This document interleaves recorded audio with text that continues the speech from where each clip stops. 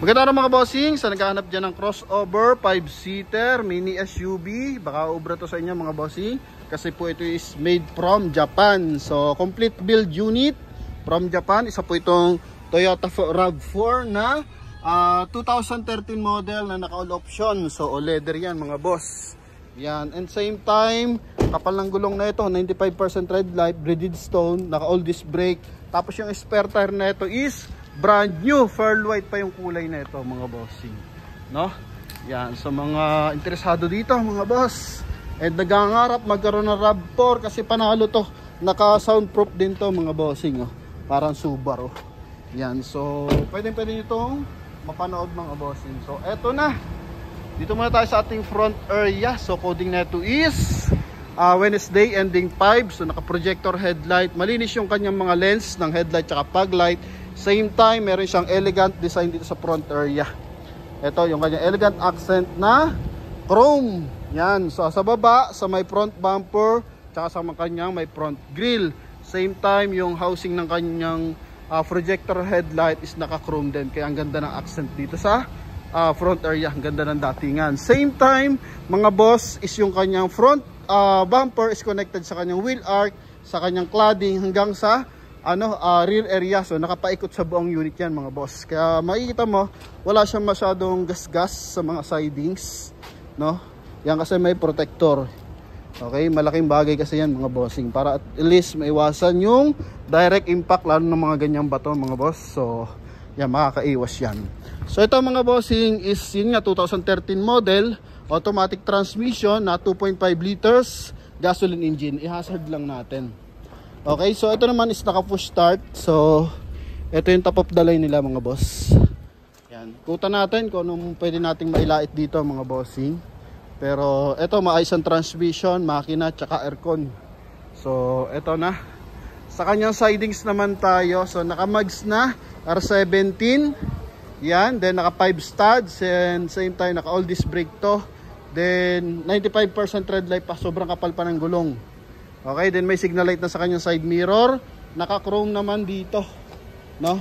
Yan, may chrome accent dito sa kanyang window panel.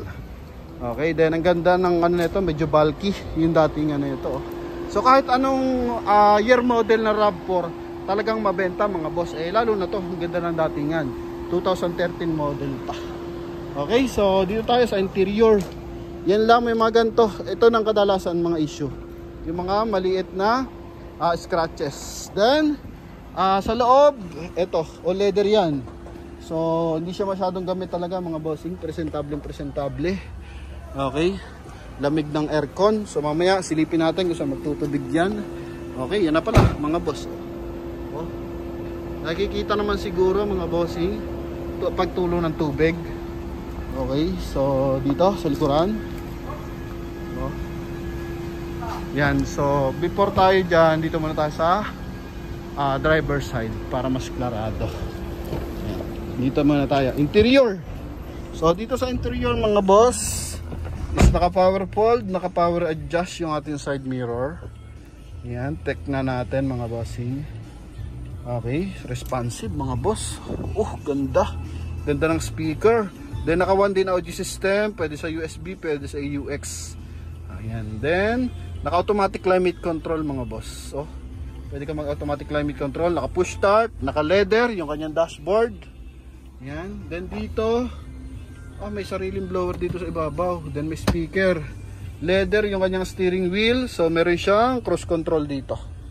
Ito mga boss, sa ilalim, no? Yan, so naka cruise control na siya. Original mileage 82,781. Marami-rami pang gas. Test drive ko na to, ang ganda manakbo mga bossing, sobrang tahimik din. Yung mga ingay-ingay sa labas, so hindi mo siya maririnig mga bossing. Perfect. Transmission, so naka-automatic. Ganda ng hand grip. Yan. So dito naman, sun visor with mirror. Dito rin, may mirror na rin. May ilaw pa. Then, sambay ilaw. Yan. And dito sa kabilang side. Okay. Then dito may adjustan, may auto adjust yung kanyang rear view mirror mga boss. So kapag yung sumusunod sa atin is naka LED headlight, masakit sa mata yon mga boss. Pero pag ganito, may auto adjust mga bossing. Nililesen niya yung mga bossing, yung liwanag, so hindi siya masakit sa mata. So minsan nakaka-aksidente yon kapag sobrang tutok dito yung ilaw, lalo naka-high, tapos naka-LED pa, sobrang sakit sa mata nun. So minsan is nagkakaroon ng senaryo, nakaka-aksidente yon kasi na-out of yung driver mga bossing, no? Na-out of control kasi nga na-attack siya dyan. Okay, then sa kanyang tint mga boss, may nakalagay ito Glaric film ba yon mga boss? Hindi lang ako masyadong familiar dyan, pero ang ganda ng loob. So ito mga bossing, yan. Okay, so kalimitan ng unit galing ng Thailand, galing ng Indonesia, yan. Then ito mga boss, Japan talaga yan. So dito sa Pilipinas yung mga BIOS, so dito yung binubuo, di ba? Then yung ibang unit is sa Thailand naman. So ito lang, okay na yan. So wala retouch, all original to mga bossing. Kaya ganyan po. Then ito may mga kaunting gas-gas. Yan, so all orig ko to mga bossing, wala retouch. Kaya ibabapping mo lang, maganda at sariwa ang kintab nito mga boss. Pinaka-issue niya lang yun, sharp antenna. Yan Pero sinabi ko na sa dealer, kung may mahanap sila, bibigay sa makakabili. Pero kung hindi, yan na yung pinaka nila mga bossing, issue. Tsaka mga kaunting gas-gas. Then dito, yan, leather, may armrest pa.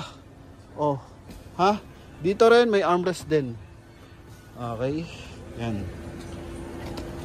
Window, maayos.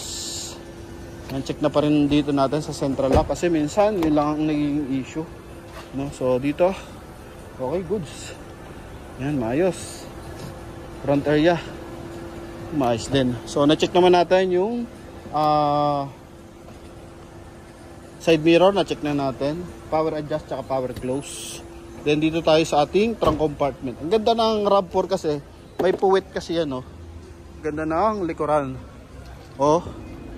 So eto mga bossing ng panahunan, lalo ng ganyang model 13, pinipilahan pa to mga boss. Hindi ka basta-basta makakuha. Order kasi to mga bossing. Yan. So pero kung ikaw mismo sabihin mo, swerte ka na pagpunta mo ng dealer, meron RAV4. Then for now, even for now ngayon alam ko pinipilahan pa rin siya mga boss.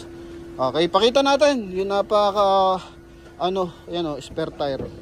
Yokohama tires pero brand new yan mga boss. Brand new. Walang issue ng binaha, yung mga ilalim.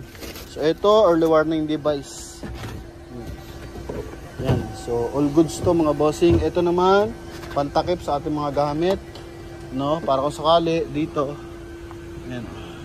Dito mga boss, kung ito kasi naka dark tint, pero kung naka light tint, kita yung mga gamit sa loob. So yun lang advantage nito, naka dark tint. So yun, meron pa siyang pan support. Then ito nga yung wrap around bumper, harap at likod, meron siyang scratch free na wrap around bumper mga boss. Yan. Okay, paikot yan mga bossing. Ito, negatid dyan na magandang, elegant kaya ito. So all option to mga boss. Yan. So mas mabenta to kasi iba 4x4. Pero hanapin din to yung 4x2 na ganito. Lalo na pa city driving. Yan. So riding comfort ang hinahanap mo, panalo to mga boss. Toyota RAV4. And then silipin natin yung kanyang engine bay. Engine bay natin, naka Motolite XL. Ito, computer box, tsaka fuse box. Buo yung kanyang insulator mga boss. Makina. Ito, nakikita ba dito? Wala ata. Ay, nandito. Yan. Wala rin. Ito pala. Yan, 2,494. Yan, so at least 2.5 yan mga boss. Okay, so ito. Naka-timing chain. Walang usok, walang talsik to mga boss. Perfect, ganda ng timing ng makina. Then sa aircon, ito. Ano naman. Yan. So ito mga bossing, sa mga interesado, bigat pala ng hood niya ito mga boss. Kaya perfect manakbo. Sa mga interesado dito mga bossing, yon 575, pwede makuha sa atin ng 525,000 mga boss. So pwede kayong tumawag sa ating contact number na nasa screen. Connected po yan ng Viber and WhatsApp. So huling sulyap para sa ating Toyota RAV4 2013 model na automatic transmission. Ang ganda. Oh. Na nakaraan pa marami naghahanap sa atin ng RAV4 mga boss eh. Okay, so eto na.